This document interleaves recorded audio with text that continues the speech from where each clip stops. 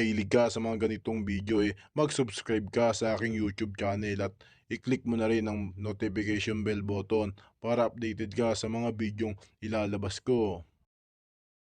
May nakakaalala pa ba sa artistang si Antonelio Joseph Sarte o mas nakilala natin bilang AJ Perez? Halika't samahan niyo akong alamin ang kanyang mga naiambag sa industriya ng showbiz. Siya ay pinanganak noong February 17, taong 1993. Si AJ ay nagtapos ng high school sa Lasal Green Hills sa Mandaluyong at kukuha sana ng kursong marketing sa kolehiyo upang makatulong sa kanilang family business. Siya ay nadiscover ng ABS-CBN sa isang Milo commercial at naimbitang dumalo sa self-finance workshop sa ABS-CBN Talent Center. Matapos yun napasama siya sa natitirang Star Magic Batch 13 at sa parehong taon 2006 ay nakasama niya sila Piolo Pascual at Lauren Yang sa Star Magic Present na All About Girl. Dahil sa likas niyang galing sa pag-arte at malanghil niyang ngiti, napabilang siya sa award-winning na hit comedy romance na Kasal, Kasali, Kasalo taong 2006 at nasundan pa ito ng sumunod na taon na Sakal, Sakali, Saklolo.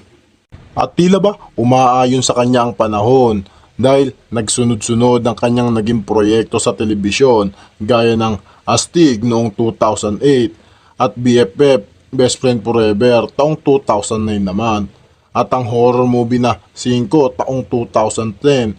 Nakasama niya rito sila Robbie Domingo at Sam Concepcion at ang romantic series na Sabel kung saan nakasama niya si Jessie Mendiola. At ang kanyang huling natatanging pagganap sa Chinelas episode ng MMK. At noong April 17, 2011, alas 12 ng hating gabi ay binawian siya ng buhay habang binabagtas nila ang kahabaan ng MacArthur Highway sa Moncada, Tarlac ay sumalpok ang kanilang sinasakyang van sa kasalubong na truck. Kasama niyang nadisgrasya ang kanyang ama at 4 na iba pa. Naisugod naman sila sa ospital pero diniklarang dead on arrival na si AJ Perez sa Paniki Tarlac Hospital.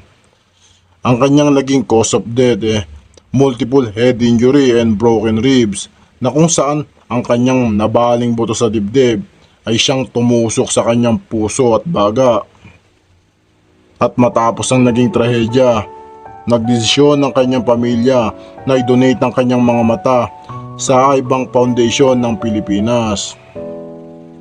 At kalaunay hinirang siya bilang poster boy ng pundasyon. At dito na natatapos ang ating maikling kwento. Sana ay nag-enjoy kayo.